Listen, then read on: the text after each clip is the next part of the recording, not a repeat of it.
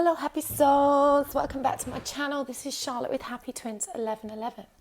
Okay, beautiful friends, we've got a lovely long meaty reading for you today, and for the first time ever I'm doing an extended reading as well.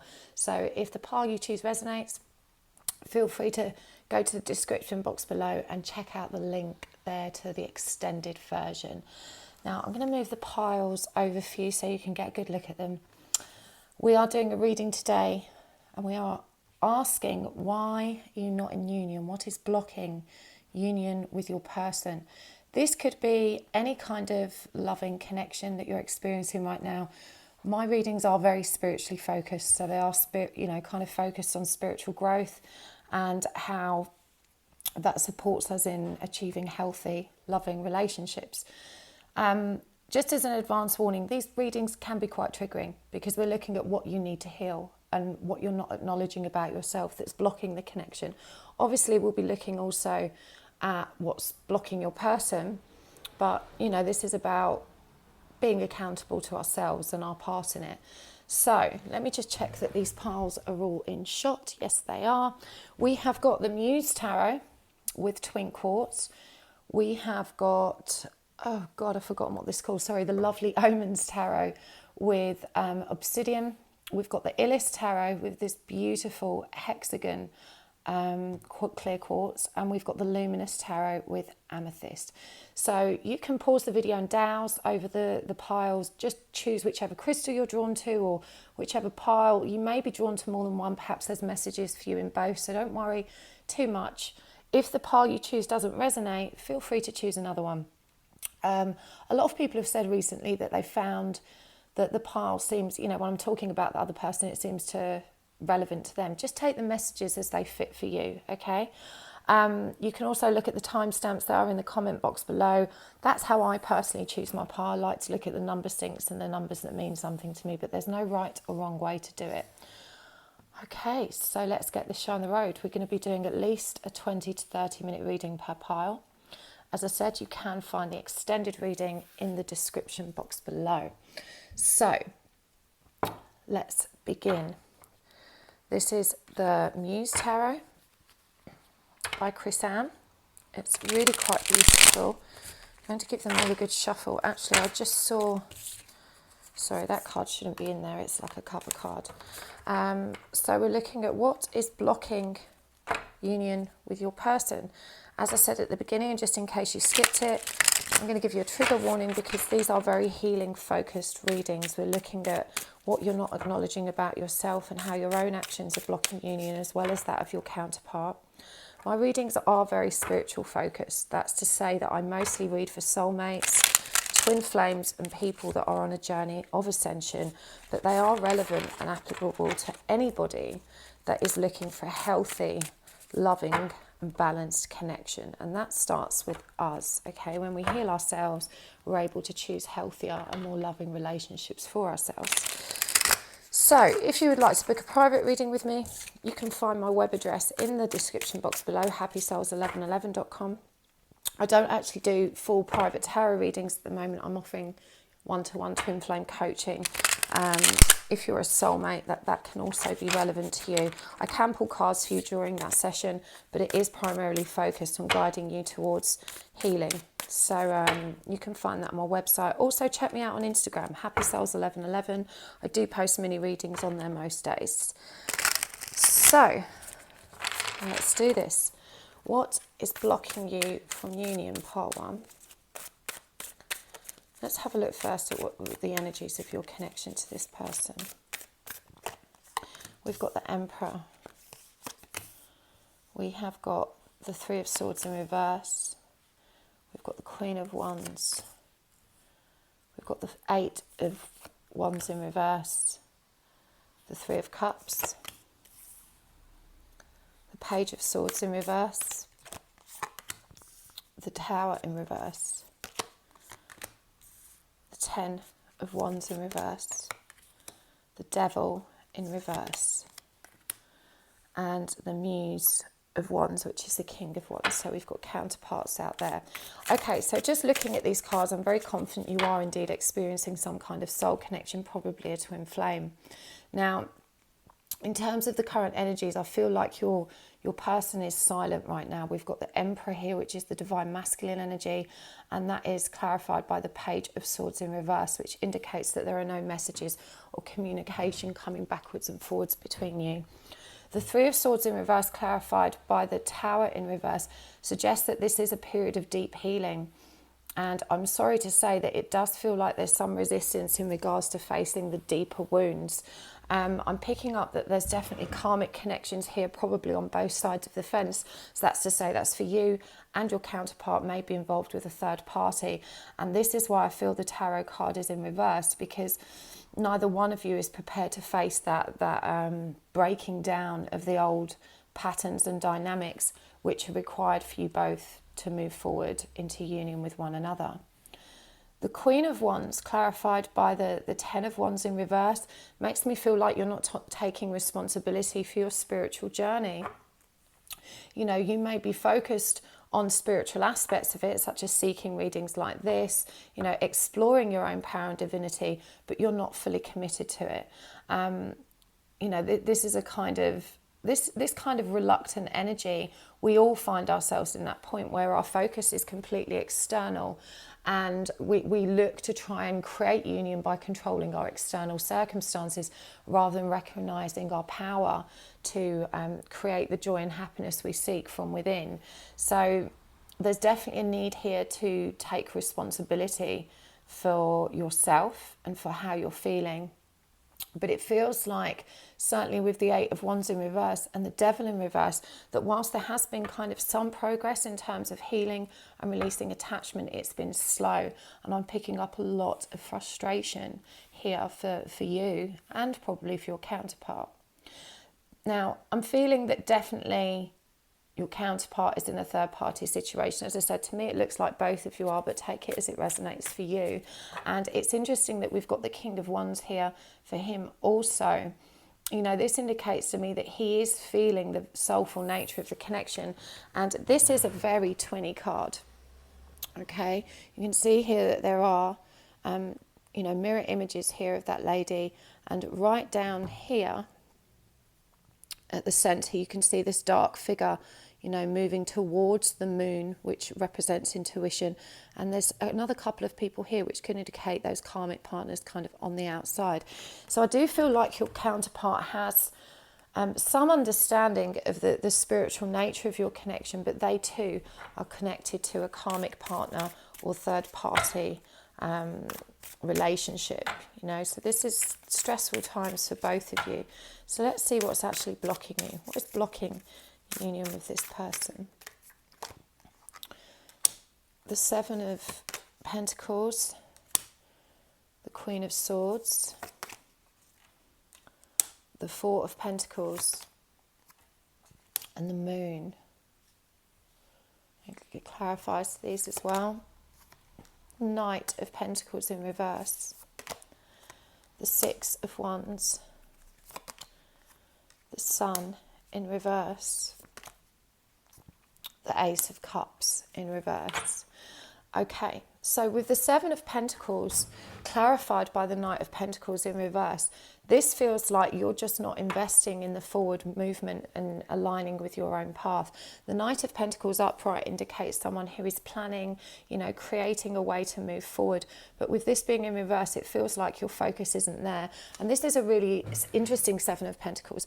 I mean, primarily this card is about patience, but it's also about, you know, investing in that forward momentum. And you can see that here this lady is, you know, literally she's looking down at her path. We've got that black and white that indicates identifying the light and dark aspects within all of us, and she's coming out of the dark and following the growth. Okay, so this is what you need to be doing. You need to be understanding that the day you plant the seed is not the day you pick your fruit. It's about moving forward diligently and investing in that forward movement, understanding that you are always moving in the right direction so long as you're aligned with your path. But as I said, with this Knight of Pentacles energy in reverse, it feels like you don't have a strategy or a plan in which is supporting you to do this, and there is no commitment to this, you know, journey of ascension, this identifying your own path and moving along it. We've also got the Queen of Swords clarified by the Six of Wands. And for me, that feels like you're still very much of the belief that by using your logical brain, the lower levels of your 3D consciousness and controlling your external circumstances, being strategic from a logical perspective, you feel this is how you're going to be victorious in love. And this could mean by, working with the old paradigm of relationships of no contact, playing hard to get, demanding certain conditions in your relationship, i.e., I can't see you unless you do X, Y, Z. We can't speak unless you fulfill X, Y, Z, so forth and so forth. So there really is a need to get out of your head and into your heart space and to begin understanding that this is a journey you control from within. You can't control or change other people. You can only choose how you react. And your power is in your big, beautiful heart and learning to love yourself from that perspective. For some of you, I'm feeling like there's a feeling of a clock ticking. This is like that biological clock of, but I want children and I'm in a terrible rush. And this is perhaps what's creating this impatience and this frustration. There's a reluctance to let go of these desires for a specific 3D outcome. And I know that's really challenging when you feel that time isn't on your side, when you want something so badly. And of course, wanting a family is something that's really deep within us. And it's something that's really hard to ignore. But you are being asked to release that and to trust in the divine plan, trust in the universal flow. The universe has a tendency to give us what we need and not what we want. And, I would be inclined to say as well that if your focus is on having a family and having children, that there's even more reason here to get on the spiritual path and to start moving forward so that you can start manifesting your desires from a point of alignment. When you get into that vortex of trusting the divine and having faith that you're going to get exactly what you need and, abundance flows to you, you're going to be much more likely to move towards what it is that you desire. At the moment when you're frustrated, you're not being faithful to the journey or to yourself or to the universal divine plan, you're actually keeping yourself stuck. For those of you that it's not the biological clock ticking, the sun in reverse can also be a desire for truth. You're so desperate for your counterpart to just see the truth of this situation, to perhaps recognize that this karmic partner doesn't serve them and that you're their true soulmate or twin flame. Again, it's not your job to convince them of this. You can trust that the universe works in really mysterious ways and your person has to arrive at this conclusion by themselves. You can only lead by example by demonstrating unconditional love for self and for them and by inspiring them to follow you on this path. Remember, the divine feminine is always the leader in this journey. She is the torchbearer. She illuminates the forward path. But you have to be on that path. And if you're constantly stood still, turning around, looking at them in the dark and waiting for them to catch you up and being frustrated that they're not learning the lessons or recognizing the truth of what this connection is, you're actually holding both of you up. When you have the courage to move forward independent of them and to embrace your path anyway, you start illuminating that forward path and they are drawn to your light. With the moon here, there's also a need to trust. There's a need to trust that uncertainty and to release the need to know. The moon represents our intuition.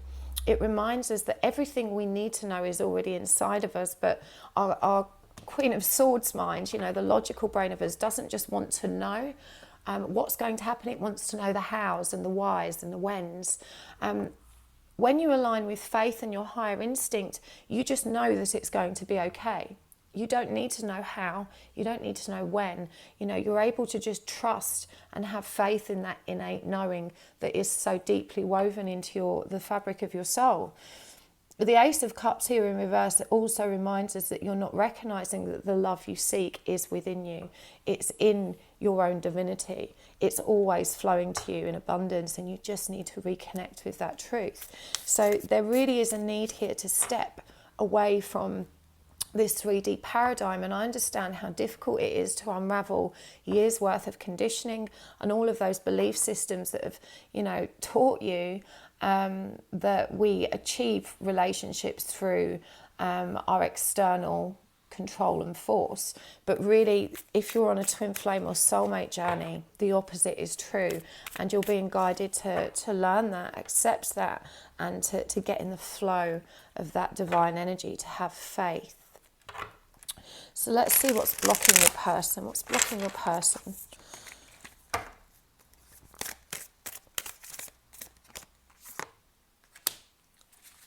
We've got the King of Cups, the Two of Swords, the Knight of Wands, the Ace of Pentacles in reverse, the Nine of Pentacles in reverse, the Six of Cups, the Page of Wands in reverse, and Justice. So in real and practical terms, this person's definitely got unresolved karma, and so from a literal sense, they are not able to have this new beginning with you here with this Eight of Pentacles in reverse. You know, this is such an interesting Justice card from a twin perspective as well. You can see here that this person is almost split in two, and that this new self is being born and bursting forward. But of course that takes time. You know, becoming our true selves takes time, and releasing the patterns and relationships that don't serve us take time. So in literal terms, this person in a practical sense is absolutely not ready for a new beginning. They still have so much to resolve in their 3D circumstances. With the King of Cups here clarified by the Nine of Pentacles, this person does have very, very deep feelings for you, but they feel unable to express them. The King of Cups is Scorpionic energy. You know, that's very secretive, it's very contained. This person feels very, very deeply, but they keep those feelings in. They keep their truth close to their chest. And with the Nine of Pentacles in reverse, what this tells us is that while this person really does love and care about you, they simply do not feel good enough. There are things in their life that are really out of balance, and of course they're looking at this from the lower level consciousness and ego, that they have to be a protector, provider, and materially accomplished to be able to be good enough for you. Of course we know that isn't true, but this is the perspective which they're looking at things from, and it's keeping them stuck. It's stopping them from expressing their truth. There's also a tremendous amount of fear and indecision here with the Two of Swords, and this is clarified by the Six of Cups, which tells us that there are deep inner child wounds here, fears of abandonment, fears of loss and rejection.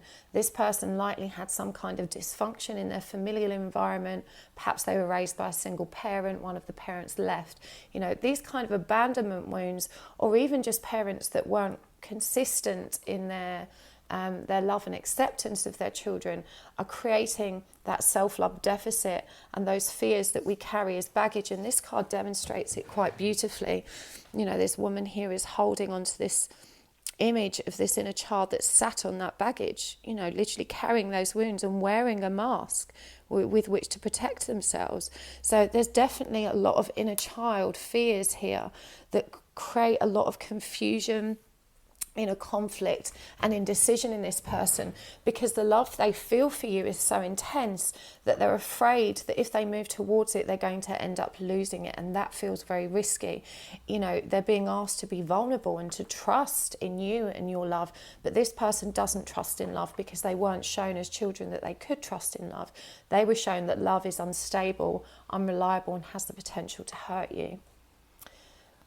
With the Knight of Wands here, this person feels very passionate towards you. This is a very spiritual energy as well. You know, you really inspire them to want to be their best selves. And I'm hearing that from a physical and sexual perspective, you know, there really are fireworks and there's very strong chemistry between you. But with the Page of Wands here clarifying this person feels unable to communicate that to you.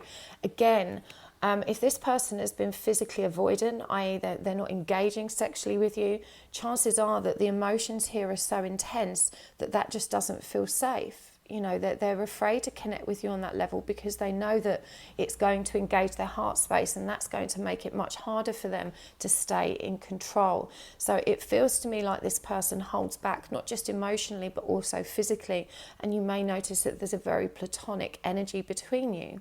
Now, the guidance here is just to lovingly allow that, to accept that if this person is able to communicate with you at least on a platonic basis, then, you know, this is as far as they feel comfortable loving you right now, and that's going to allow you to build trust between you.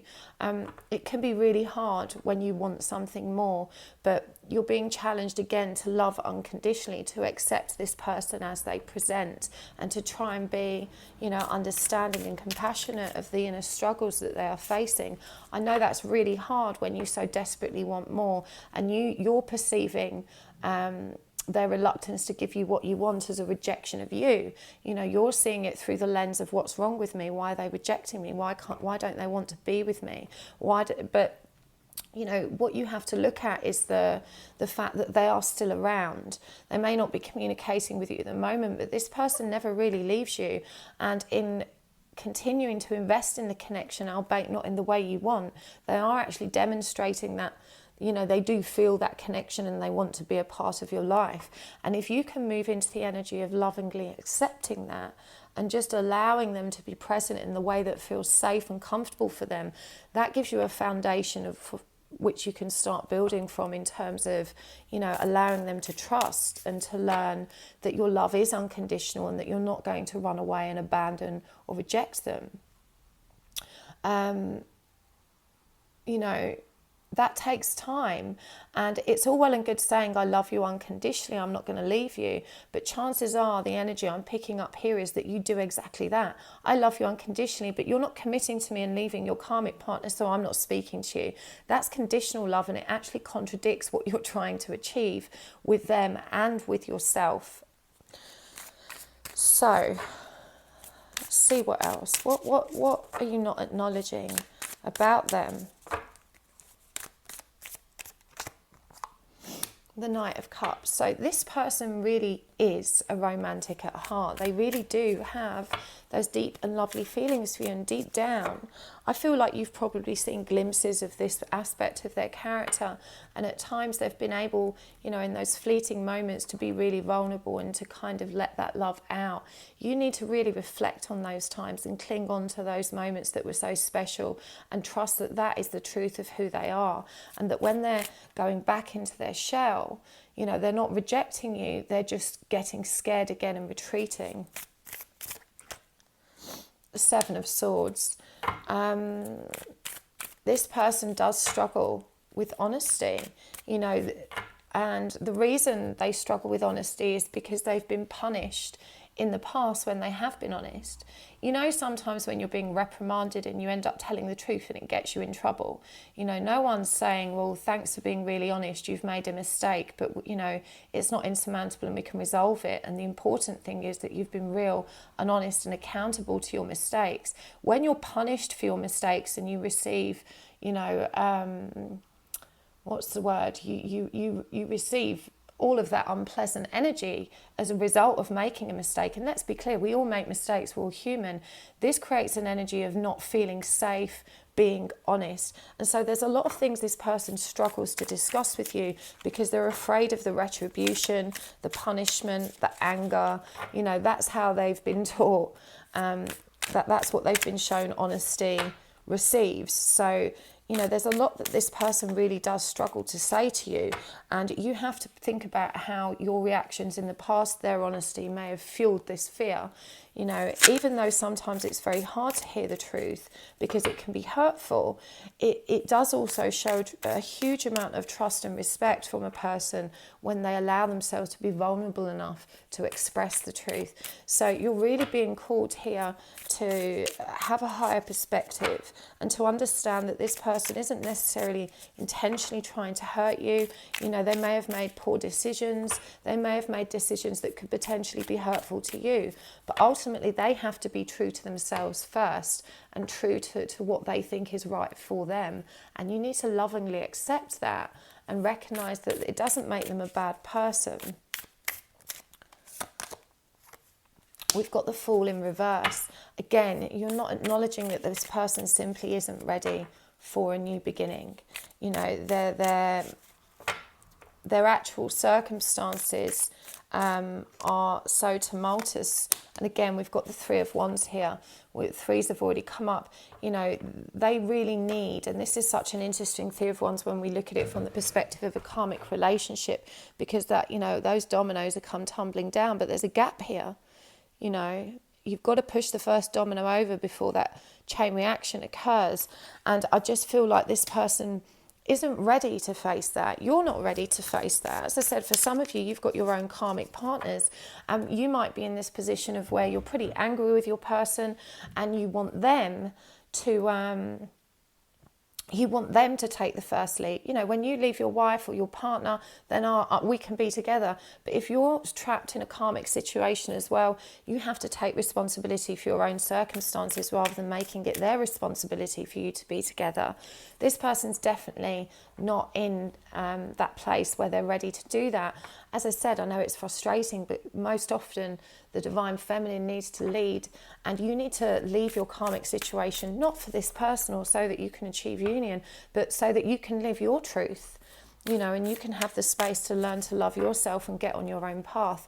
And this is going to empower and inspire them to do what makes them happy also. Okay, but how can you expect them to do it if you're not prepared to do it for yourself? You know, I understand it feels like a big risk for both of you, but remember, you're the self-love advocate here. You're the one that's supposed to be learning to love self independent of others and to release codependence on others. And if you can't demonstrate that on this journey, then your counterpart's really going to struggle with that. We've got the Hermit as well. So this person simply isn't as good at going within as you. You know, chances are that you are perhaps an older soul. You have more experience of living and of loving. And I feel like you get frustrated with this person for not understanding the deeper meaning of not just your connection, but also relationship concepts in general. You know, they may not be able to immediately identify the unhealthy dynamics within their own relationships and familial connections, and you may find it really maddening that they can't get to grips with this idea that, you know, they've got this wounded inner child that needs to be healed, or that they're not taking responsibility for that. But again, you need to turn the focus back onto you. You lead by example, not by lecturing. You know, this is about you doing that work. And when they see how high and how happy and how much more balanced you are, they in turn will be inspired to follow suit. But you really do have to go first. So we're going to get some oracle cards as well before we take this over to the extended read. In the extended read, we're going to have a look about how they're feeling about you, how you're feeling about them, what their intentions are, and how you can move forward, you know, for the highest good in practical terms. But for now, we're just going to use these oracle cards to get some guidance on, you know, what blocks need to be healed and how, so that you can start moving forward towards union with yourself, which of course opens the door to union with your counterpart. This is the Divine Feminine and Masculine Reunited deck. So what does pile 1 need to do to start moving forward with this? We've got the God of Battle. We've got Surrender. We've got the God of Vulnerability. We have got the Goddess of Strength, Mary Magdalene. We've got Grief and Anger. And we've got Unconditional Love. So these are really powerful messages. Now, I'm reminded that the Tower came up for you in reverse. You know, that's that fear of facing the total collapse of your present circumstances. You know, to get what we want, we have to make sacrifices. And I feel like you are very reluctant to face that battle. You don't like conflict. You don't like confrontation.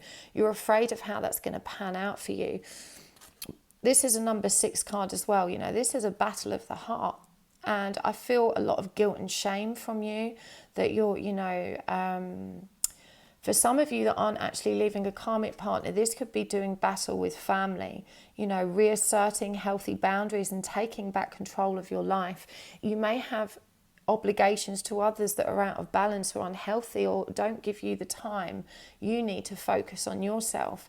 But with Mary Magdalene as the goddess of strength, you know, you're really being called, and I'm really drawn to the fact that she's wearing red. You know, you really need to be focused on your 3D affairs and grounding yourself in your reality so that you can start to make practical changes that are going to allow forward movement. You've already got all the skills and tools you need to move forward.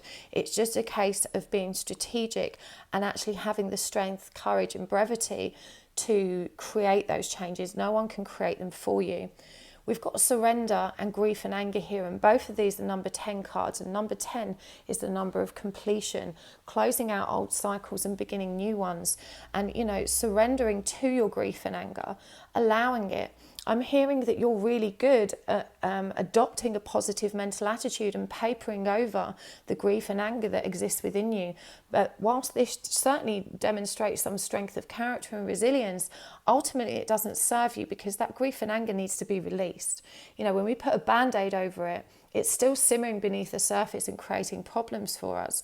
And I'm hearing when I say surrender, you're rolling your eyes and like, really? I feel surrendered, I am accepting. But you've got to be really honest with yourself about how much you've surrendered, because there is a lot of grief here and there is a lot of anger here and there's a lot of wounding that's just crying out for your attention. And when you face that, you're going to be more easily able to move into that surrender state, because you're releasing all of that fear of loss, of abandonment, of rejection. When that's gone, surrender feels easy. Yeah. We've also got God of Vulnerability, Achilles, which is also number 10. Again, Achilles' heel asks us to identify our own weaknesses. It asks us to allow ourselves to be vulnerable, to allow ourselves to give unconditionally. You may be frustrated with your person for not expressing themselves, but how easily do you express yourself? You know, how easy is it for you to say, I really love you. I really love you so much. And to not need to hear that back. You know, the reason we refrain from expressing ourselves is because we fear the reaction from the other person. We fear their lack of reciprocation. We fear them running from that. But unconditional love, you know, does require you to be vulnerable. To give unconditionally means to give without need for anything in return. And that means to be able to say, I'm expressing myself just for the sake of being authentic and true to my feelings. And, you know, maybe it won't be reciprocated and maybe I won't get what I want back, but I'm being true to myself, I'm being true to you. And from that place of honesty, both of you can begin making real decisions. Because if you're not sure how someone really feels, it's very difficult to trust in any decisive action. So you really are being called to allow yourself to be vulnerable in this connection and to trust that that's going to allow the other person to open up and be vulnerable themselves. I'm also guided towards how there are children, you know, in this card, these people, and this came up for us that, you know, you perhaps maybe want children or you're fearful that time is running out for you. But I'm also seeing this from the perspective of loving the inner child, you know, and this has come up with that grief and anger. You know, grief and anger exist within us because of the self-love deficit that was likely created in our childhoods. And this came up in my Instagram post today as well, the orphan child. If you haven't seen it, head over there and take a look. But I really feel like there's a lot of inner child healing here you need to do, which is going to help you release you from that grief. It's going to help you become more vulnerable and to love from a much more compassionate and pure heart. So I really hope that was helpful for you, Pile 1. Again, if you would like to go over to the extended reading, you can find a link for that in the description box below. Hopefully I'll see you there. Thank you for tuning in. Please do hit like and subscribe if you enjoyed this video. Make sure you comment down below, letting me know which pile you chose. That will really help you if you need to choose a different pile in the future, because these readings are timeless and there could be another pile that's relevant to you later on. Thank you so much and see you soon. Hello, pile 2. Right, let's get this show on the road. We're looking at what is blocking your union. And in case you skip the intro, just to let you know that these readings can be quite triggering. Okay, we're going to be looking at what you're not acknowledging about yourself and your own part in the blockages that exist within your connection to this person. We're going to be looking at what's blocking you, what's blocking them, what's blocking the connection. This is the first reading I'm going to do an extended read for. You can find a link to for that in the description box below. In the extended read, we're going to look more deeply into their feelings, their intentions, what are they thinking, and of course get some deeper guidance in how you can move forward. But for this reading here on YouTube, we're still going to do a solid 25-30 minutes, and we're going to be getting that guidance for you. So if you would like to book a private reading with me, you can do that through my website. I'm not doing strictly tarot readings at the moment, but I am offering one-to-one coaching and guidance to help you achieve happier relations with self and others. I can pull some cards for you during that reading, but just be aware it is primarily focused on healing. Also check me out on Instagram, happysouls1111. I do post over there most days. So let's get this show on the road. What is blocking union? We're going to look at the current energies of your connection first. What is blocking union? We have got the Hierophant, the Chariot, the Queen of Wands in reverse, the Page of Cups in reverse. I love these cards. This is a lovely Omens Tarot. If you're interested in what cards I'm using, I do always list them in the description box below. The Six of Cups in reverse. And clarifying, we have got the Three of Pentacles in reverse, the King of Swords, the Six of Wands, the Four of Wands, and the Two of Cups in reverse. What is blocking union? So this is the current energies that we're looking at first. So with the Hierophant clarified by the Three of Pentacles, this is one of two things. For some of you, this pertains to a marriage or a third-party situation that is currently a literal 3D physical block to you two being together at the moment. For others, this is about not collaborating with one another to learn the lessons that are being presented. And that's to say that, you know, when we arrive at this journey of twin flames, soulmates, or any heartfelt loving connection, codependence and self-love deficit is the enemy of any kind of healthy, balanced connection.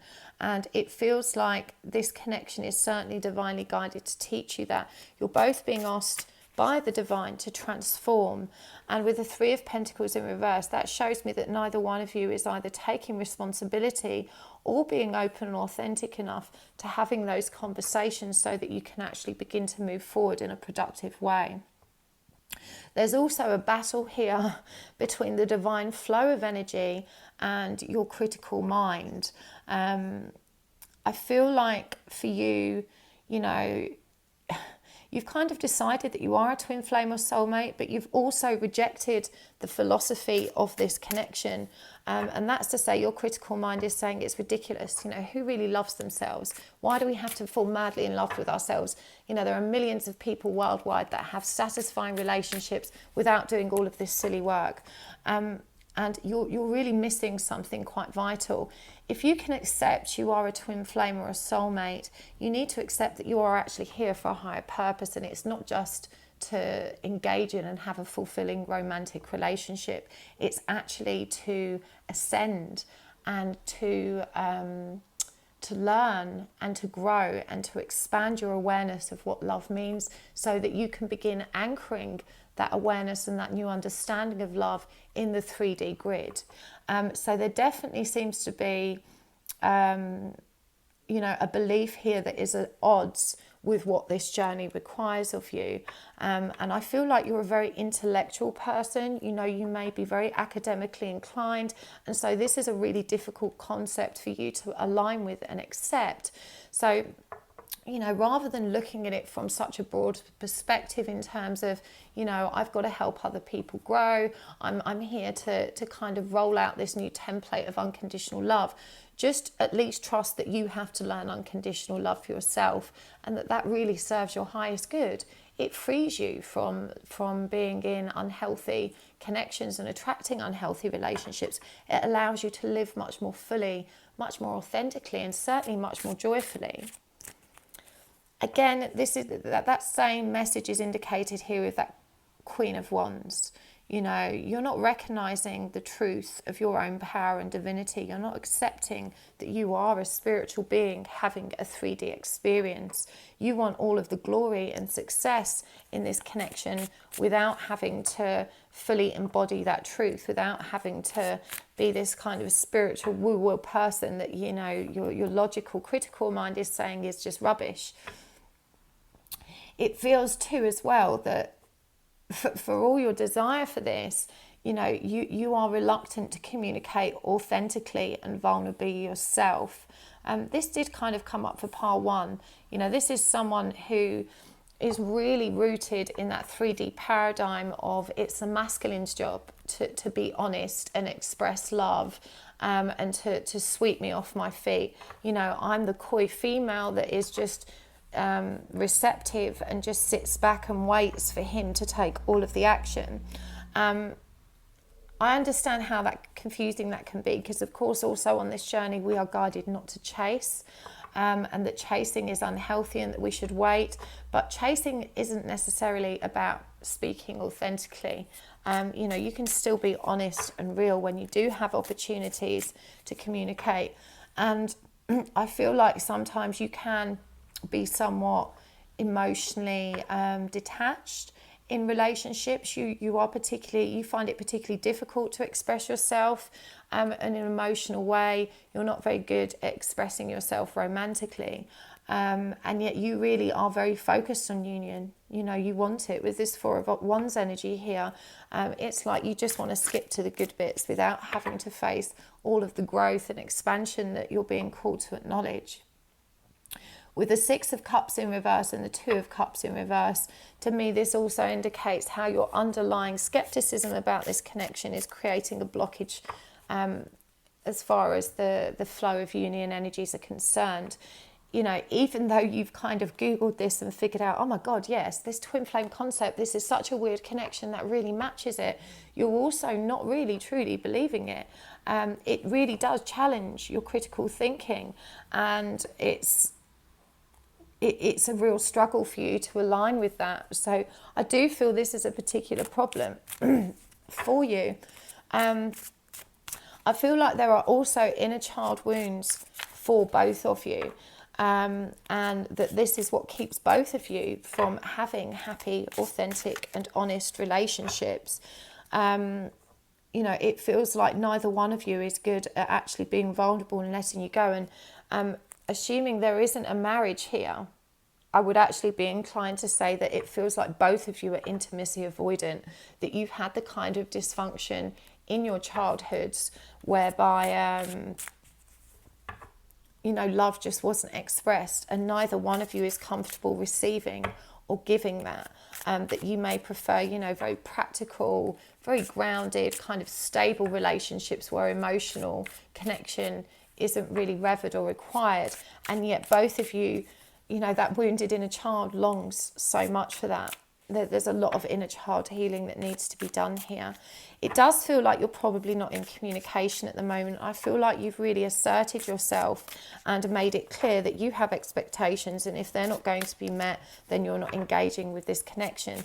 And you've kind of done that to spite yourself, because just, you know, you really want this, and you were really hoping that this would you know, cause them to jump to action. And, you know, it probably hasn't worked. It very rarely does, that kind of approach in these connections. So how is this person? What are you not acknowledging about them? We've got the Seven of Cups in reverse. We've got the Four of Swords in reverse. We've got the Six of Swords in reverse. And the Six of Pentacles. Okay. So this person is very stuck. Now, there could be very practical reasons as to why. This could be geographical. You know, it could be that they're in another country. They're really far away. It could also be that, as I said, for some of you, that one of you or both of you is married. It may be that there's some other 3D reason. You know, you could be colleagues at work and you're not allowed to have relationships. But for me, it feels like it's just not an option at the moment. And that this person really is stuck, and it's very difficult for them to actually meet your needs and expectations because of the kind of the obstacles that exist in your 3D reality. This person is also not as deep as you when it comes to thinking and analysing things. They don't have the same critical buy factor that kind of really explores things from a very intellectual perspective. But they are definitely not ready to move forward. Let's just have a look. Yeah, so I feel like this person is probably married, and that came up for some of you. If it's not the case that they are married, it's that they fear that state. It's a commitment phobia. Queen of Pentacles to me is the wife card. So, they've either got a wife or they're scared of having a wife. But either way, they're terrified of rejecting this person they're already involved with, or they're terrified of being rejected, which is why they avoid commitment. So this person's really afraid of moving either way, either out of a relationship or into a relationship. They have a lot of baggage and a lot of pain surrounding that, and ultimately they just don't, they're not able to literally give you what you need and want, and they don't feel that they have they don't feel like they have it in them to meet your needs and expectations anyway. And certainly then their idea of and expectations of what they think you deserve, there's definitely an unequal balance of give and take in this connection. And I feel like it's caused a lot of anger and a lot of upset because you just don't understand. Your attitude is, how can you continue connecting with me, and yet there's clearly something between us, but you steadfastly refuse to kind of come forward and commit. So as I said, for this person, it's either the fact that they're married and they're terrified of rejecting that person, of going through that upheaval, or they are facing the fact that there is an intense connection between you that could lead to marriage or something really stable, and they're terrified of that because they're so fearful of being rejected themselves. So what are their intentions? We've got the Emperor, the Two of Swords, the Eight of Pentacles, and the Ten of Wands. I'll get clarify for that. I feel like this person, you actually may work with them. They could be your boss. This is a very powerful person, someone that's in a leadership role, and their intention is to stay focused. They are very reluctant to transform how they are. They don't want to make a decision about this connection right now. This is the sort of person that actually throws themselves into their work, and this is how they take responsibility for themselves and their life. This is how they feel stable, supported and grounded. And it could be that that was something that was missing in childhood, that kind of financial stability or that kind of harmonious, grounded energy in the home. And so this is something they're trying to create for themselves. But this person's very resistant to transform. They're very resistant to get connected with their emotions. This person at the moment doesn't feel like they're going to take any action towards you or make any decisions about how they can change this connection. So what are you not acknowledging about yourself? We've got the Eight of Wands in reverse. We've got the Ten of Swords in reverse. We've got Strength in reverse. And we've got the Ace of Swords. Wow.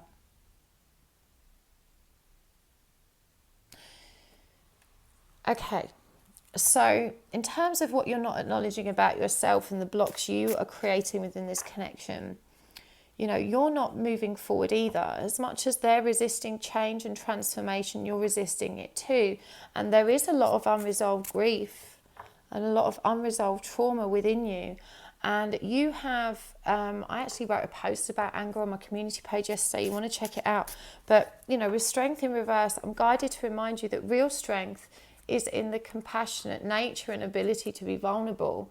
It's not in assertiveness or anger.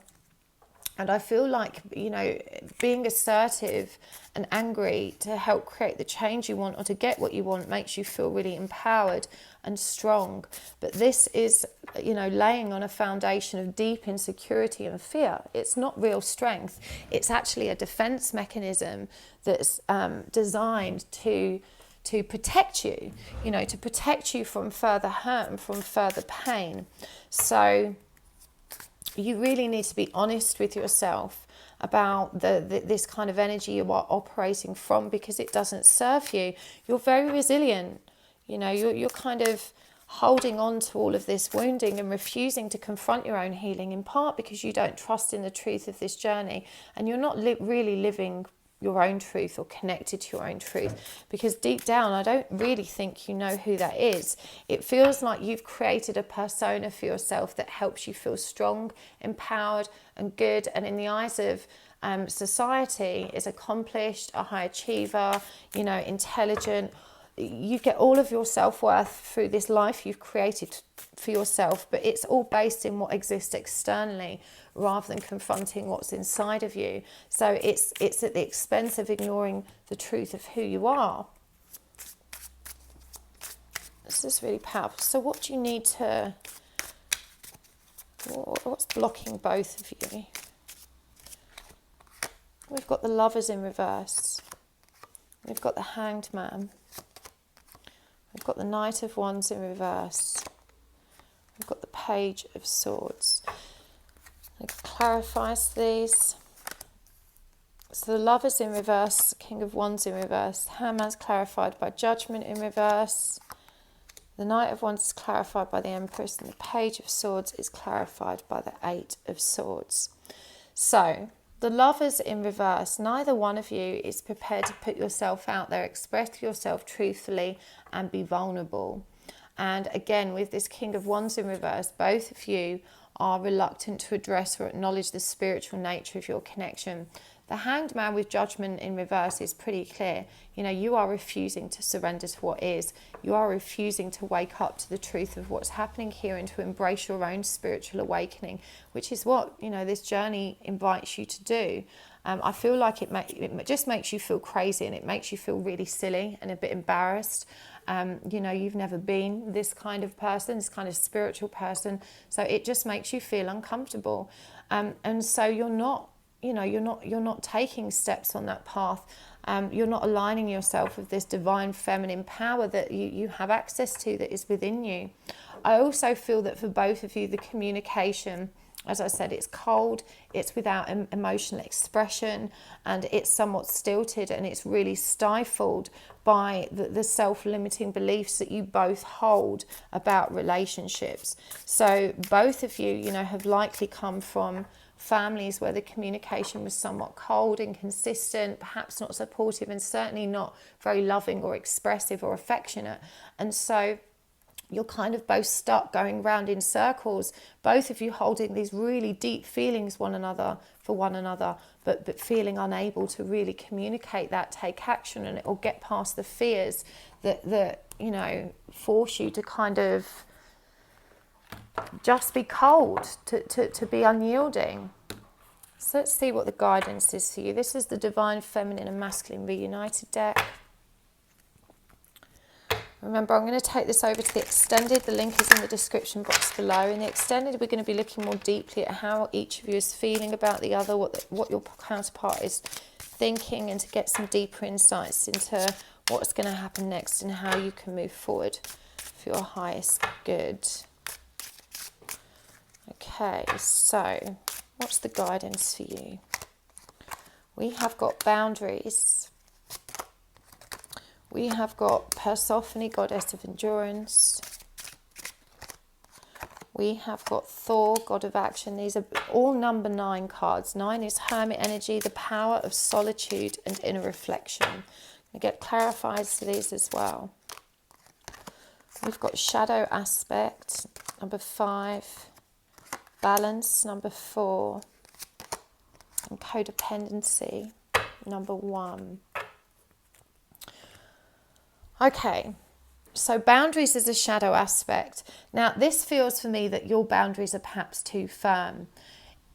This, you know, it feels to me like both of you have intimacy avoidant energy. You know, you're very comfortable because when you're alone and you're fully in control. You know, you're not taking risks emotionally that allow you to be hurt. And it feels like your boundaries are in fact too firm. And, you know, this is what keeps you trapped. and stops you enjoying the kind of intimacy that actually your heart desperately craves. There's definitely a reluctance to face your shallow aspects and the healing that's required of you. We had the Hierophant here, also a number 5 card, come out for you with that resistance to the higher lessons that are being presented. And, you know, I feel like you're someone that doesn't believe in therapy, you know, doesn't believe in healing. You're someone that sees yourself as really balanced, high achieving, life is good, I've got everything I need, there's nothing wrong with me. And again, that's about your endurance and your resilience nature, that you're able to carry all of that weight with you. But you're being asked to acknowledge it and face it and to release yourself from that prison. You know, this is a really powerful card. Here it shows this woman, look how relaxed she looks, I'm in control, I'm good. But really, you know, behind her there, she's trapped. She's trapped by her own limitations, her own shadows that she's simply failing to acknowledge. And again, for this to come up with boundaries, it does feel like you have these very firm boundaries to stop your emotional self being reached.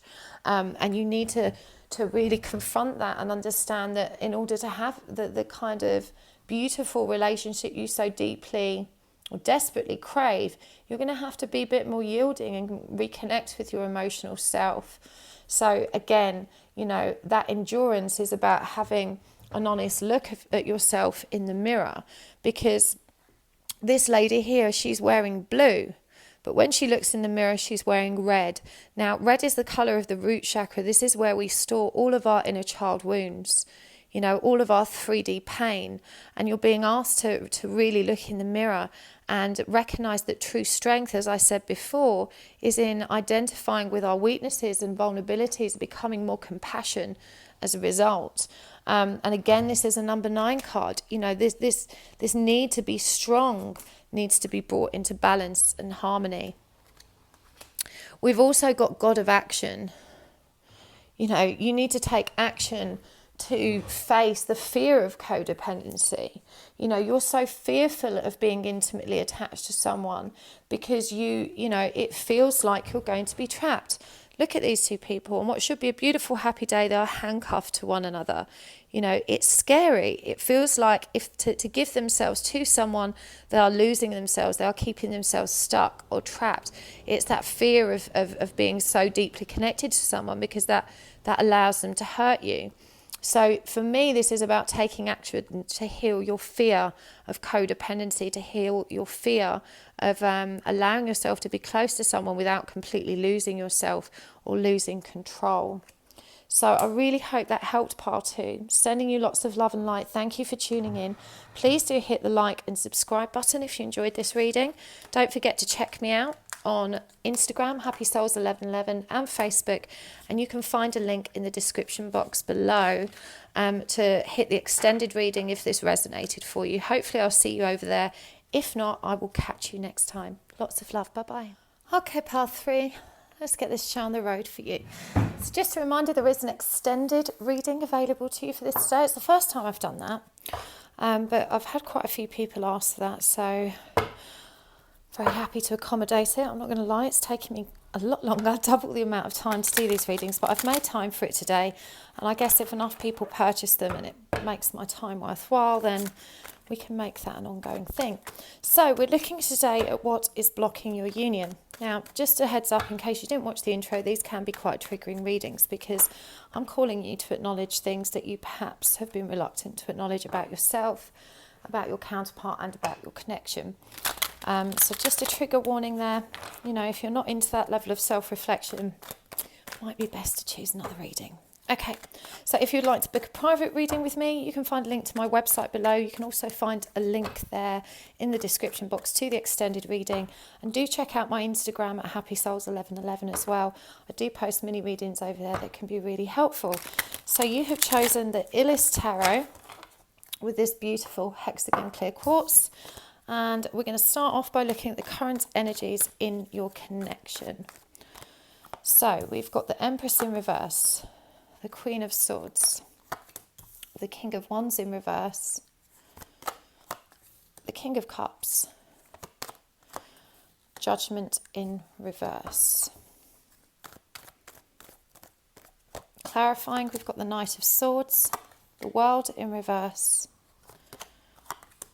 the Six of Cups and the Fool in reverse and the Seven of Pentacles. The energies of this reading are actually similar to part 2, so if this resonates for you, you might want to watch that one as well. But, you know, beginning with the current energies in the connection here, it does feel like you are in distorted feminine energy with the Empress in reverse here. This does indicate to me that, you know, things are out of balance in terms of how you're feeling within yourself. There's definitely an indicator here that there is a self-love deficit, which is creating very codependent, anxious attachment energies. The Knight of Swords does indicate that whilst there's been a lot of communication, it may have been cold and unyielding, that both of you may be communicating from a fairly, shall we say, less than mature perspective, you know. And quite often if we're in the energy of self-love deficit and anxious attachment, you know, we're bringing forward a lot of inner child wounds. Knight of Swords is actually an adolescent energy, so it could be that one or both of you has experienced some kind of trauma in your adolescence. And, you know, when we don't resolve that, it actually keeps some of our communication patterns or the way we relate to others in intimate connections stuck at that kind of age range. So it does feel like both of you are struggling to kind of overcome that, and may still be kind of communicating from, as I said, you know, a not very mature perspective. Now, the Queen of Swords with the World in reverse, this indicates to me that you're very much up in your head about this connection, and that whilst it's, you know, it never seems to really come to a proper end, you don't receive any closure, things seem to rumble on and off and on and off, and, you know, it really does feel like it's driving you to distraction in terms of just not being able to quite, you know, move out of this of thoughts of this connection, and that's kind of been somewhat distressing, probably not just for you but for your counterpart as well. The King of Wands in reverse, clarified by the Six of Cups, indicates to me that there is a reluctance to fully embrace this journey for the spiritual, the spiritual kind of nature of it. You know, it feels like there is very much a resistance to the spiritual work that needs to be done. And perhaps as well, being in this Queen of Swords energy, which is quite intellectual, you know, quite logical energy, it may be that you're really struggling to come to terms with the spiritual nature of the connection, that you're not able to accept that. It may contradict any previous beliefs you held. For me as well, there's a reluctance and a resistance here to face those inner child wounds. And I think that goes for both of you.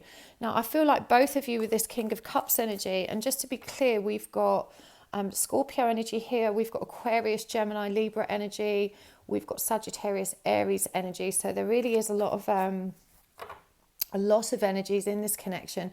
But I feel like both of you feel very, very deeply for the other, but struggle communicating that. And you both struggle with creating a tangible, real beginning towards a stable and committed relationship. But again, with Judgment in reverse, clarified by the Seven of Pentacles, it just feels very much like, you know, you are resisting that spiritual awakening, that neither one of you is prepared to open up to receive the divine guidance that is being presented to you. You're both resistant to the kind of spiritual triggers, though you may be experiencing all the signs and synchronicities and the weirdness that this journey can present. Neither one of you is in fact, you know, really being yielding and open to the spiritual nature of this connection and to the divine guidance that's available to you. It feels like there's a lot of impatience and frustration, not just with one another, but with the journey itself. A lot of resentment that it feels like so much is required of you, like there's so much work to do in order to move this forward. So a tremendous amount of resistance, distorted energy, a lot of anger, a lot of frustration and a lot of impatience. And I feel like the pair of you just go round and round in circles, even though there is very clearly, you know, a very deep and loving connection between both of you. So that's what's those are the current energies of the connection. What aren't you acknowledging about yourself in terms of what's blocking this? We've got the Knight of Cups in reverse. It's so strange, but a lot of these readings, honestly, we've had the same cards out. The Knight of Cups in reverse, the Two of Swords, the Page of Pentacles in reverse, and the Tower. Now, it does feel like, and again, this I'm pretty sure came up for part 2, you're not acknowledging that you're not exactly emotionally giving yourself. And so, you know, there's some really high expectations in terms of what you're commanding from your counterpart. You know, you want them to be emotionally available, emotionally vulnerable, emotionally expressive, but this isn't something you're prepared to offer. And you have to remember that they can only meet you as far as you've met yourself. And actually, I think you're both struggling with similar energies. I think you're also indecisive yourself about this connection. And, you know, that indecision, that hesitation within you does create a lot of that push, pull, runner, chaser dynamic. So you're unwittingly injecting a lot of kind of instability into the energies of the connection yourself. It feels too also that you're quite reluctant to apologise or acknowledge your part in the breakdowns in communication or the arguments or disagreements that you've had. Even though we don't have Cancerian energy come up here, to me, that kind of stubborn energy, it could also be Aries, because this is coming up over Aries, but both Aries and kind of Cancerian energy, when distorted or ill-dignified, can be very reluctant to apologise or show up for their own kind of mistakes. We've just got the Ace of Wands come out there, so I'm going to keep it. So it does feel like, again, you know, you're expecting this person to give you something which you're not prepared to give yourself. So there needs to be an awareness of how, you know, you can start leading by example in this connection. If you're not emotionally available, but you're expecting your counterpart to be emotionally available, you know, there's definitely an imbalance there. And again, if you're in this energy of thinking everything is their fault, you know, they've got all the responsibility for making this okay, you're not being accountable for your part in it. Of course, it's never anyone's specific fault. It's that bit in the middle, you know, the energy that exists between you that you both equally contribute to. For the Tower to come up here as well, it does feel like you have been in a particularly, shall we say, traumatic energy. You know, the Tower is when everything around us begins to crumble. It's that ground zero energy. That what was is destroyed to make way for something new and more powerful to be created. And it feels like you really are going through the mill in terms of, you know, very powerful changes in your life. And with that Ace of Wands, it does feel like the universe is moving a lot of stuff out of your way and guiding you towards that new spiritual beginning. And you just need to turn yourself towards the energy of spirit to seek that kind of respite and that comfort. You're definitely being called to meditate here and to find and recognize your own power and divinity and the connection to source which is available to you, which is going to help you move forward in a much more dignified and graceful way. So let's see what you're not acknowledging about them. We've got the Ace of Cups in reverse. We've got the Five of Pentacles. We've got You Know the Drill, which is a bonus card in this deck. The Emperor in reverse. Now, this is really interesting because you've appeared as the Empress in reverse and here's the Emperor in reverse. So you're both in this distorted energy. He's distorted masculine energy, you're distorted feminine energy. Now, with the Eight of Cups in reverse, in terms of what you're not acknowledging about him, it may feel like he's always running away from you, and with this Five of Pentacles always rejecting you. But again, you're being asked to take responsibility for how you contribute to these events occurring in your connection. That push-pull energy exists because of both of you, and it feels like he's not necessarily moving away, but perhaps sometimes responding to the fact that you're demanding something he can't give.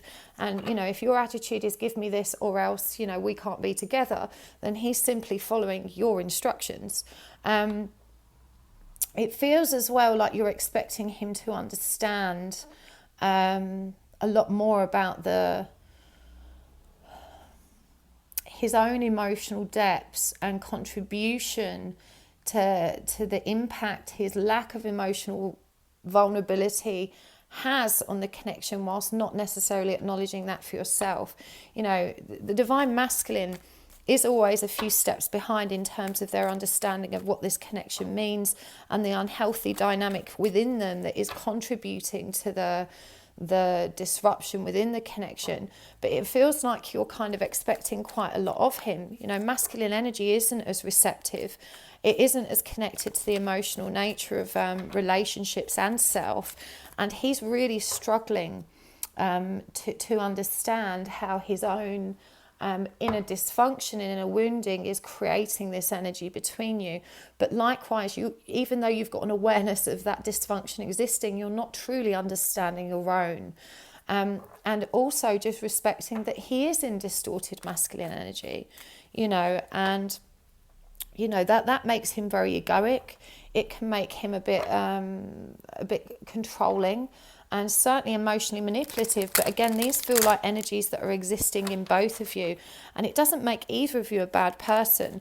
I feel like you really give him a hard time and punish him for his behaviours, you know, and there's a need to be a little bit more compassionate and understanding in understanding that he's operating from a point of pain and in a wounding and suffering. He's not trying to be malicious. He's not trying to be destructive. He's certainly not trying to hurt you.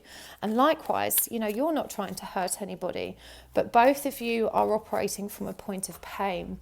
And until that pain is addressed, you're going to project that outwards at one another. And I feel like you're both, you know, really harshly triggered at the moment. So we're going to look more closely in the extended about how he's feeling and thinking about you, his intentions and actions towards you in the future. But for now, let's have a look at what's blocking this connection that you can work through. We've got Justice, we've got the Lovers in reverse, we've got the Ace of Swords in reverse, we've got the Queen of Pentacles, clarifying, we've got the Page of Wands, we've got the I don't know her, we've got the Four of Pentacles, and we've got the Two of Wands.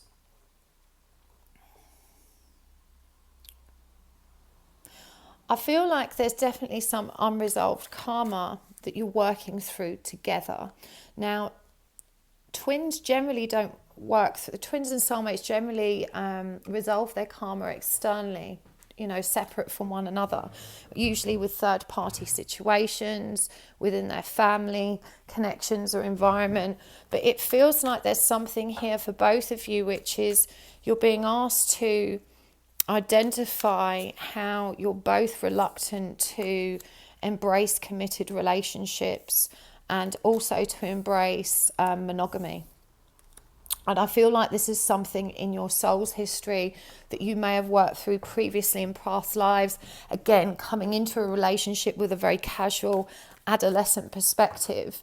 And, you know, this might be karma that you're also resolving elsewhere, but it does feel like a challenge that is being presented in your connection. And with the Lovers in reverse especially, you know, it feels like a reluctance for both of you to acknowledge the depth of the connection between you.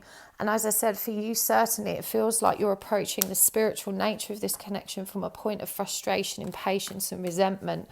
And, you know, I think he really feels the depth of your connection. He knows that you see into his soul, and he doesn't like that. And so there's definitely a reluctance to acknowledge that or to be open and yielding to it. But I think you both bring this kind of energy to the equation. On the one hand, you acknowledge him deeply, but on the other hand, you'll say, I don't understand him at all. And to understand him better, you're being asked to look in the mirror and to actually begin trying to understand yourself and your own behaviours and where your own trigger points are and why you react the way that you do. So with the Ace of Swords as well, it feels like neither one of you can be truthful about your feelings. And this came up here with that King of Cups energy, where you both feel very deeply for one another, but you're unable to express that truth or let go fully so that you can truly express how you feel. You know, there's a real fear surrounding being authentic because neither one of you wants to make that first move. You know, neither one of you wants to say the I love you first. And I feel like you know, with you being in that distorted feminine energy, you feel very strongly perhaps that he should be the person to take those first steps. It feels as well that there's a very codependent energy here, certainly from your perspective. You know, I feel like you're seeking this kind of fairy tale, happily ever after. And again, this energy came up in part 2 of, you know, just wanting a provider and a protector, you know, of someone to take care of you.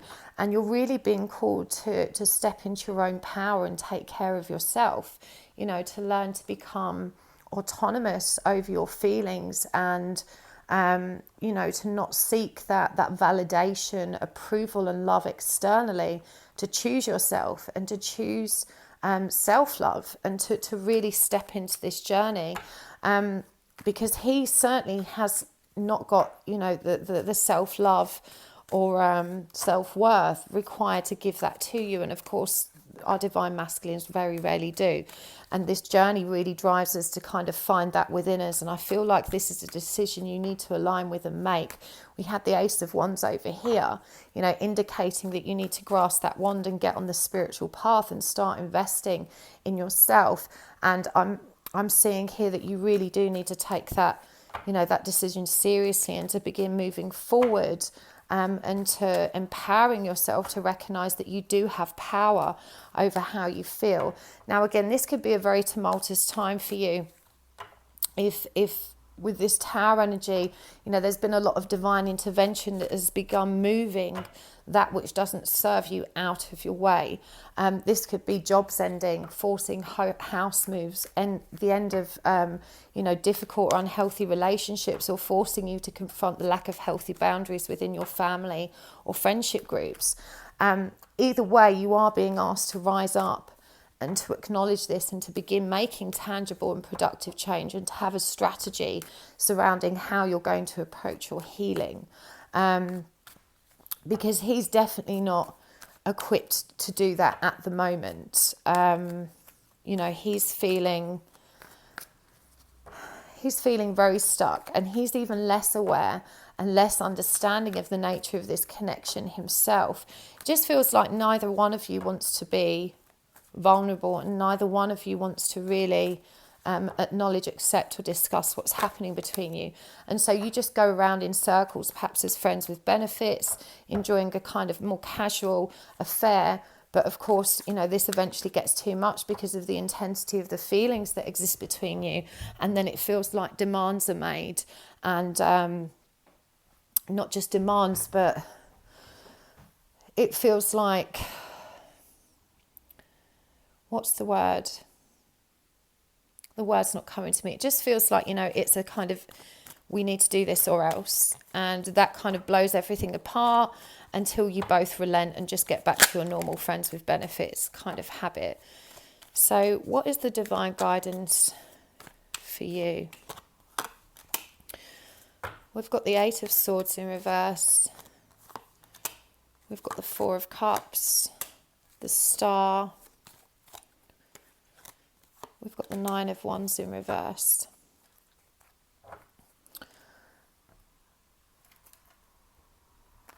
The Eight of Swords in reverse is asking you to be aware of and to release the limiting beliefs that you hold about yourself, and to recognize that through addressing this is how you begin to unravel the truth of who you are, and to begin negating the negative impact that your own anxiety and the false ideas that you have about yourself that are blocking you. With the Four of Cups, there really is a need to go within, to take time out, to be selfish with your time. And I feel like for you, this is a real struggle, because there's so many demands placed upon your time that, you know, you frequently have this excuse of, well, you know, there's no time for me. I have to meet the needs of others. I've got this to do. I've got that to do. But you're being asked to put yourself first, to take time out, to reflect, because there's a lot of opportunities you're missing for your growth because of your reluctance to actually create the space for yourself to really begin investigating how you feel and why you feel that way. You're also being asked to align with faith, you know, to stop sabotaging your own connection by holding this belief that it's never going to work and it's all just a pipe dream. And, you know, to just not give up, to trust that it's always moving in the right direction, to not allow your impatience and your frustration, you know, get in the way of real progression. We're going to use some of these cards as well, the Divine Feminine and Masculine Reunited deck, to get some guidance for you. I do love these cards.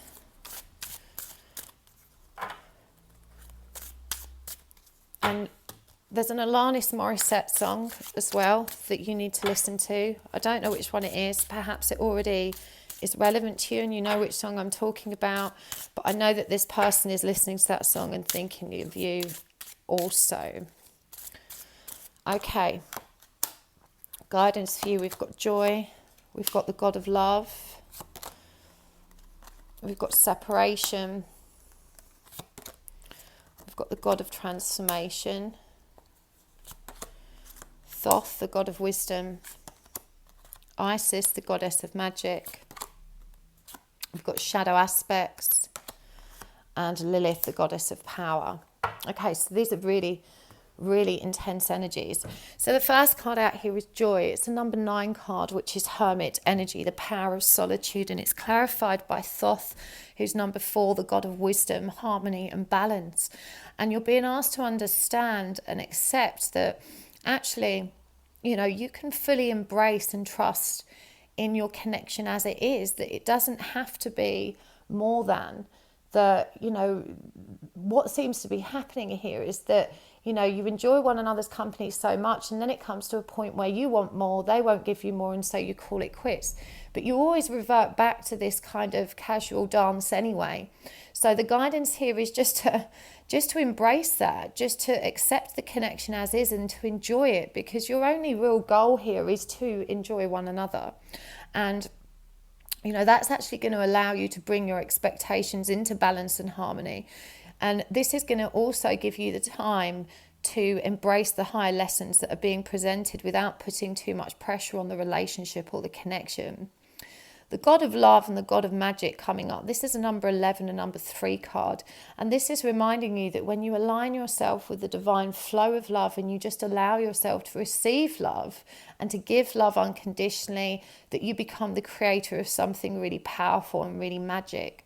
This is true divine feminine energy at work. Remembering that, you know, the divine feminine represented by the Empress is a creator. You know, she recognizes her power is in her ability to embody love. And you know, we're so fearful and reluctant to do that sometimes because we're not getting some back. You know, we don't want to give love because we fear that we're not going to get it back, that there's not going to be any reciprocity or acknowledgement, or even that there could be rejection or fear of loss. But, you know, the Empress energy recognizes that love is always within her and that it's self-fulfilling. She doesn't, you know, necessarily need to receive it externally because she has enough inside of her. I do feel like if you are in separation, or if there's a separation looming, that this is going to be something you need to embrace and respect as an opportunity to address your shadow aspects. We have got this separation card here, again a number 11. I'm really drawn to how in this card it represents someone on their phone looking at social media. So, you know, you two are never really fully in separation. You're always on one another's mind and connected in that way. But actually, if you can embrace all separations that present as an opportunity to transform and grow, to embrace your shadow aspects and to start healing yourself, you're going to feel a lot more relaxed and comfortable. And also faithful in knowing that those separations never last for long. This person's always going to bounce back to you. We've got here also Osiris, the god of transformation. This is number 3 card. Again, this is Empress energy. This is asking you to trust in the opportunities for transformation that are being presented to you, to recognize your own divinity and power to transform yourself and to bring your life to a place of peace and stability. You know, with Lilith here reminding you that you do have that divine power. Now, if you don't know the story of Lilith, and I can thank K-Moon for sharing this with me, but Lilith was the first woman in the Garden of Eden. She came before Eve, and this is number 7. It's a really divine number. And you can see here that she's got the apple and the snake. Now, when Lilith arrived at the garden, and God said to her, okay, girl, this is how it's going to be. You're going to obey Adam, as a woman. These are the rules. And she said, well, hold on a minute. What about equality? Why is he in charge? Why do I obey him? Why am I a second-class citizen? And God just said, well, that's how it is. If you don't like it, if you don't want this role, you can leave the garden. Now, at that point, no one had ever left the garden. They didn't know what was outside the Garden of Eden. But Lilith was powerful. She had a strong rebellious streak, and she said, you know what? Thanks, but no thanks. I'm off. And so she left the Garden of Eden, and she was never seen again. So this is a representation of that divine feminine power, independence and rebellion, that desire and power to be autonomous over one's life and to recognize themselves as a divine being, despite the absence of any other kind of masculine support. This is someone that embraces and embodies their independence and their ability to love themselves. So you're really being called to acknowledge that you need to transform yourself transform the energies within you, which are presently codependent and very much expecting someone else to kind of fill that hole within you. So I really hope that helps, pile 3. Please do join me over on the extended reading. Again, you can find the link in the description box below. If not, thank you for tuning in anyway. Do hit the like and subscribe button if you enjoyed this reading. Don't forget to comment down below letting me know which pile you chose, because these are timeless readings.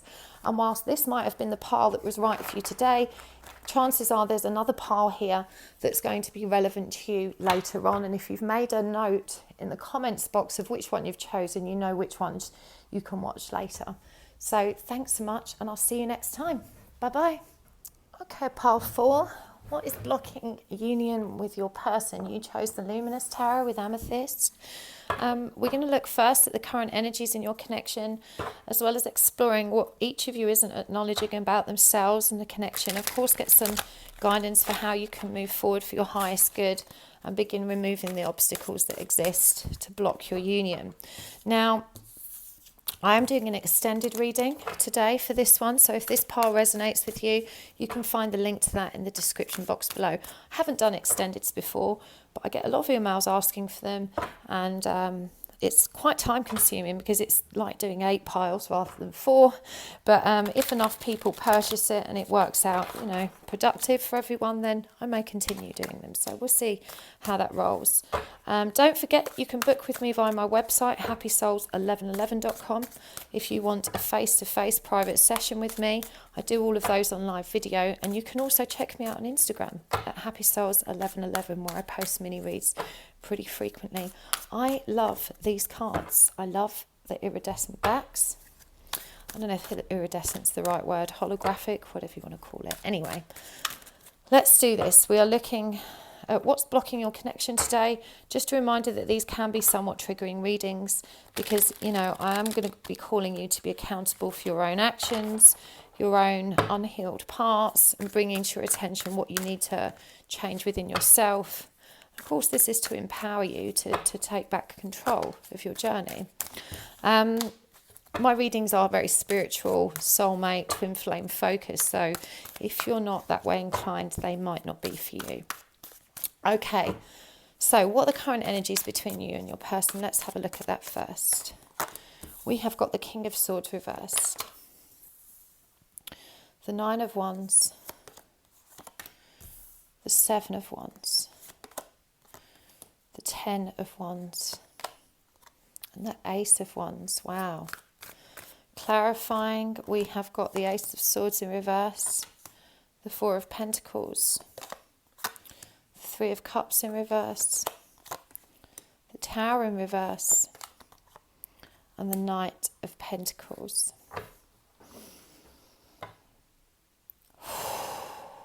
Very intense energies here, guys. There's a lot of spiritual magnetism in this connection that you both feel. For sure, a tremendous amount. And I feel that neither of you speaks about that. Neither of you is open, honest and authentic about that. It could be for some of you that you're not communicating at all at the moment with that King of Swords and Ace of Swords in reverse.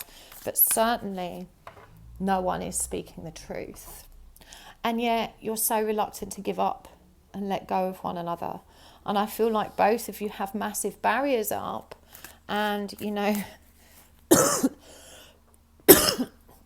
pardon me, you're both very resistant and reluctant to move forward and to just allow yourself to enjoy this connection. But likewise, you just cannot quite let go or give up on one another. I am picking up on a lot of possessiveness and kind of unhealthy codependent energy that exists within both of you. I feel like this is why you have barriers up. And I feel like there probably isn't a third party situation for you two, but both of you fear that. So this is very similar to pile 3. This energies, I'll let you know as I move forward if there's enough resonance for you to want to check that pile out. But it does feel like both of you have massive barriers up in love, because you're so fearful of being betrayed or being involved in a kind of third party betrayal again. And yet, even though the barrier's up, you know, you're so desperate to continue seeing one another. It does feel like that trauma and that upheaval that exists within you, that this journey is calling you to identify and acknowledge that neither of you is really taking responsibility for that. And yet I feel like you, the viewer, is certainly embracing the spiritual aspects and concepts of this journey and trying to figure out how to move forward. I don't think it's an unwillingness to move forward and to embrace your spiritual self and the spiritual aspects of the journey. I just think it's a lack of understanding, and you're still kind of at that studying and planning stage and just figuring out how to actually move forward. But this feels like a very hesitant connection between both of you. There's obviously these very strong magnetic energies, but both of you are quite scared of kind of, you know, venturing out of your comfort zone in terms of trusting one another. So what are you not acknowledging about yourself in this connection? We've got the Seven of Swords in reverse. We've got Judgment in reverse. We've got the Five of Pentacles in reverse. Wow, the Two of Swords in reverse. These are very intense energies. I don't think you're acknowledging, and this is quite similar to pile 3, I don't think you're acknowledging how your own hesitancy actually creates a lot of the runner-chaser energy between you. You are so fearful of deception and you are so fearful of rejection that I feel it's you that actually pulls back and doesn't allow things to move forward. With Judgment in reverse, it does feel as well that even though you understand the spiritual nature of this connection and you want to embrace it, you've got no one to talk to about this and you don't actually know how to move forward. I'm picking up a lot of frustration and a lot of feelings of being kind of quite alone in this and not really understanding where to turn. Let me get another clarifier there. I feel like you've been quite unlucky because there is someone spiritual in your zone of awareness that you've connected with, but they've got quite a manipulative energy. This person perhaps hasn't been straight with you. They may present themselves as someone connected to unconditional love and understanding of this journey, but they're actually using your lack of understanding to empower and elevate themselves because, you know, in the face of your amateur beginner kind of energy, they're feeling very powerful and very strong and they've kind of put themselves on a pedestal. So there's a very important message coming there through for you there about who you are listening to about this journey. And you know, you really do have to apply very high levels of discernment. There's definitely someone here close to you. You know, I don't think this is a particular reader or someone that you've been watching. This is someone that you've actually been directly communicating with that is perhaps preaching something to you that they don't actually practice, and it just makes them feel like they're moving forward. And you know, I don't think they're doing this from a point of maliciousness, but you need to be really aware that there is someone that is perhaps wrongfully guiding you at the moment. You need to start listening to your own truth. Okay, this is really important. You need to seek the right kind of information and guidance through your own productive research and start listening to your own truth. So there is definitely a lesson here in discernment for you. And I'm hearing this is something you're carrying over from a past life, because not trusting your own intuition and trusting others has got you in trouble in the past, in past lives, quite often to your serious detriment. So, you're not a very trusting person. We've got a lot of pages out here, and I feel that, pages represent the innocence of youth and childhood. And I really feel like a lot of these trust issues and there's the page of Wands in Reverse as well. A lot of these, so all the pages out for you. A lot of these trust issues and these inability to trust self are rooted in your childhood, where you were perhaps constantly questioned, told you were wrong. And again, you're not just not trusting in relationships, but you're not trusting in your own levels of discernment in terms of making decisions. This makes you easily influenced, and you have to recognize that not everyone has your best interests at heart. And some people choose to support others because it's how they validate themselves and it helps them feel good. And it's easier for them to try and fix other people's lives than fixing themselves. And that feels like it's what's happening with this, this person that seems to be trying to support you spiritually. You're not connected to your own higher messages here in terms of what spirituality means to you. And so, you might be blindly following their guidance, not finding that it's creating much progress for you. And this is because you're not aligned with your own truth or what's really needed for you. And my understanding is that this person really needs to focus on themselves. And as I said, they're trying to fix you because it's easier than facing themselves. So yeah, there's definitely a lot of inner child wounding here that you're not acknowledging about yourself, which stops the truth from being illuminated. And this is what makes you so indecisive, so fearful and so insecure about being let down, betrayed or deceived. So again, with the moon coming out here, you've got to understand that the person you can trust the most is you. That you do have powerful instincts and intuition, and that when you take the time to reconnect with that and to begin trusting your higher self, you're going to really more deeply align with this journey. I am actually doing a class soon about how to connect with your inner truth, so that, keep an eye on my YouTube community page. That might be something that you'd find really supportive. I know it's something that a lot of us on this journey struggle with, is how to begin deciphering what's real for us, what's right for us. And the answers are always inside of you, and you're really being called to step into your own higher power. What are you not acknowledging about your person? We've got the Wheel of Fortune, the Four of Wands in reverse, the Three of Swords in reverse, and the Eight of Swords in reverse. I feel like you really struggle with the whole concept of divine timing. There's a lot of impatience here and this feeling of, why can't we do our healing together? Why do we have to be separated? Why does this have to feel like so much hard work? You're not recognizing that this journey isn't about union or romance with your partner.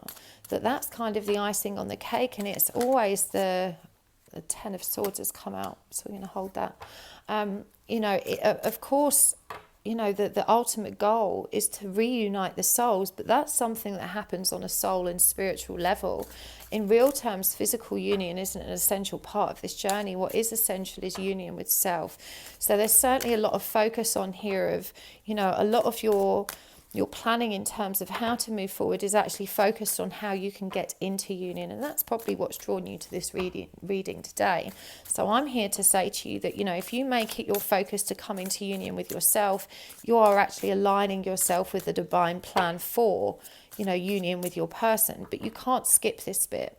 And actually, if you make this bit your focus, that is actually part of the requirement for soul union with your counterpart, is to be in union with yourself, to release the need for union with your person, to surrender and accept to this idea that all the love you need is inside of you, and that it's a healing journey. We've got the Three of Swords here, and the Ten of Swords came out as well. And then we've got the Eight of Swords in reverse. This is a journey of releasing. For sure, you've got to release a lot of that betrayal pain, which again, I feel is really deep rooted in your soul's history. So regression therapy might be really beneficial for you to understand how you've had to cope with betrayal in your soul's timeline. The Eight of Swords in reverse, demonstrates a reluctance to really embrace and release the aspects of self that don't serve you. And there's a lot of limiting negative beliefs about yourself. There's a lot of deep issues here with the self-esteem, and a reluctance to acknowledge that you can transform these things about yourself. The Ten of Swords again shows us that there's just so much healing to be done here. There is so much pain. And again, I do feel like you're not just healing trauma from this lifetime, but you're actually carrying a lot of karma forward with you that needs to be healed from previous lifetimes. And this is why the intensity of this connection might sometimes be really overwhelming for you. So what's blocking your actual connection that neither of you is aware of?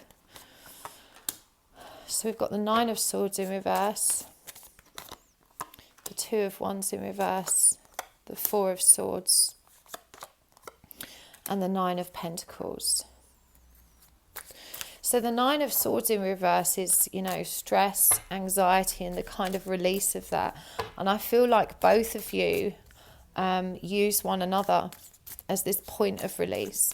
That you find that when you are together, a lot of your social anxieties, anguish and depression seems to dissipate. And so there's a codependence here where you kind of lean on one another for that feel-good factor.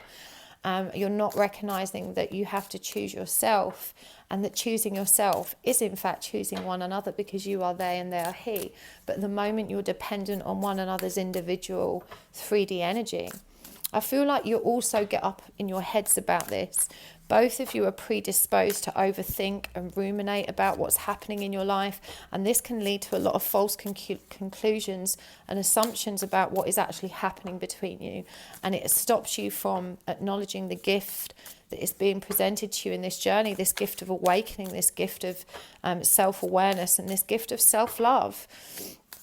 With the Nine of Pentacles, it does feel like you're both coming at this from quite an independent energy. And I know that sounds a contradiction to the codependence that exists between you, but it feels like, you just use one another for that feel good, but both of you are kind of afraid to actually take it to the next level. That you feel very comfortable and stable on your own. You're both very focused on your own abundance, on your own stability, on your own self-fulfillment, but you also need that company support of another human being, and you find that in one another, but perhaps are reluctant to compromise or adjust your own lifestyles. For some of you, this may mean that, you might need to change jobs, living circumstances, or, the geographic location in which you exist. It feels like each of you needs to compromise in some way to accommodate a real tangible relationship with the other, and neither of you has been prepared to do that.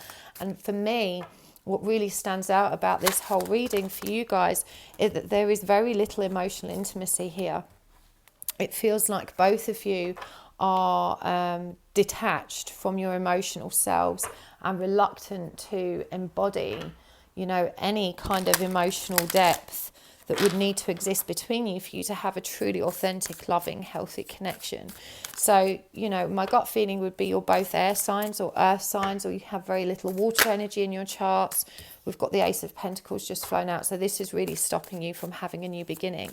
It definitely feels like neither one of you is able to communicate from a place of emotional authenticity. And you may be also somewhat detached from your emotional self and actually understanding what is true for yourself anyway. So what's the guidance for you? What's the guidance in terms of how you need to move forward? So we've got the Lovers. We've got the Six of Cups in reverse. This is so weird. It's the same cards have come out for nearly every part. We've got the Three of Pentacles. And we've got the High Priestess in reverse. Okay. You need to choose love. And I feel it's love which you're most afraid of.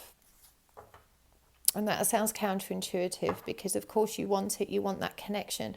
But it does feel like, you need to choose each other, and you need to trust in your choice. Remove that hesitancy that creates that, run a chaser dynamic.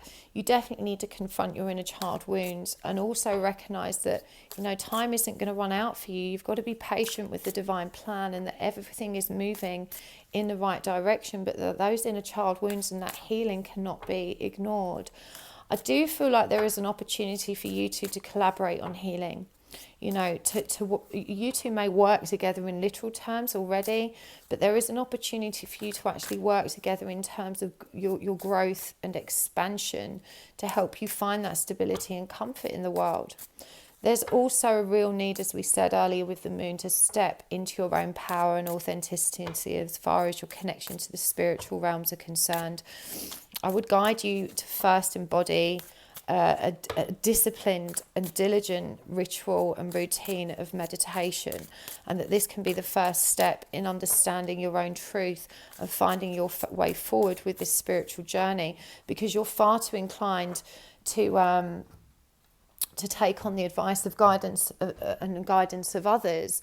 And whilst it can be really empowering to share this journey with other people and to understand how they've moved forward, if you're too easily influenced because you've not got that kind of, ability to question things and form your own decisions, you're just going to be pulled in every which way and become really confused with the variety of advice that you're going to receive from different sources.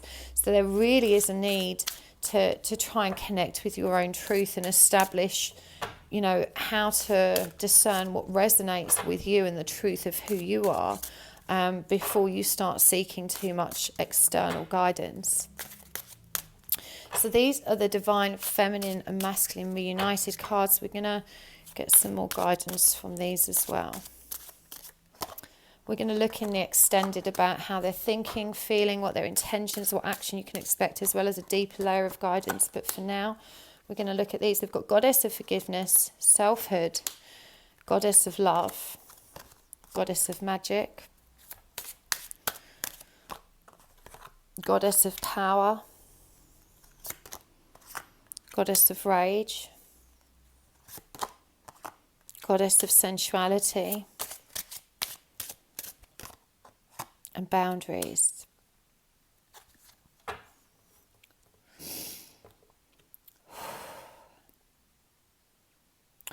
Above all else, you need to forgive yourself. I feel like you are so hard on yourself. You're a should've, could've, would've type of person. You really dwell on decisions you've made when, into your mind it's not worked out how it was meant to. So there's a lot of regret, there's a lot of disappointment, there's a lot of self-destructive energy here surrounding, punishing yourself for having made what you perceive to be the wrong decisions. And this disempowers you.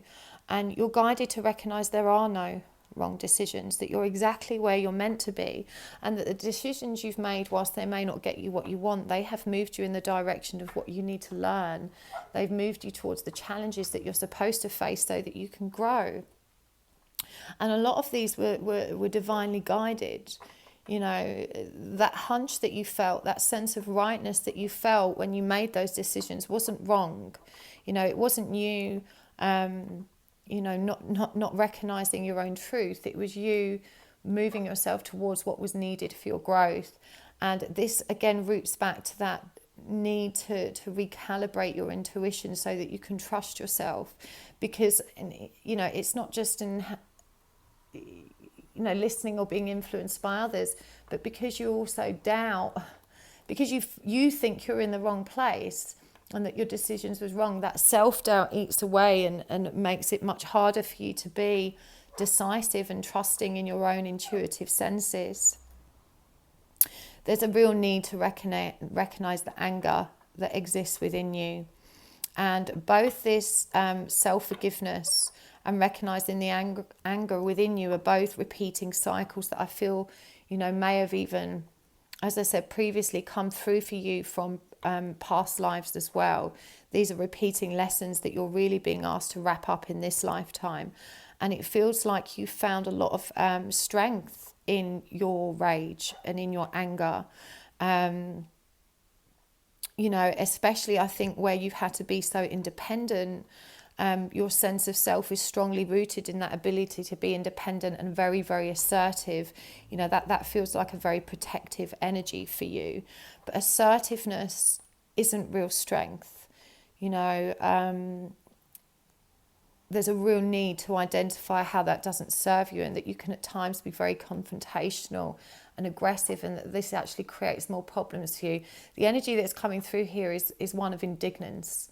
You know, this is someone that really loses their temper when they don't get their way, or people aren't seeing their perspective or behaving in the way that you believe they should be.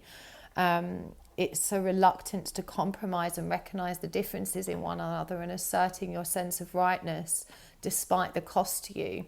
You know, when you're not able to communicate from that place of equanimity.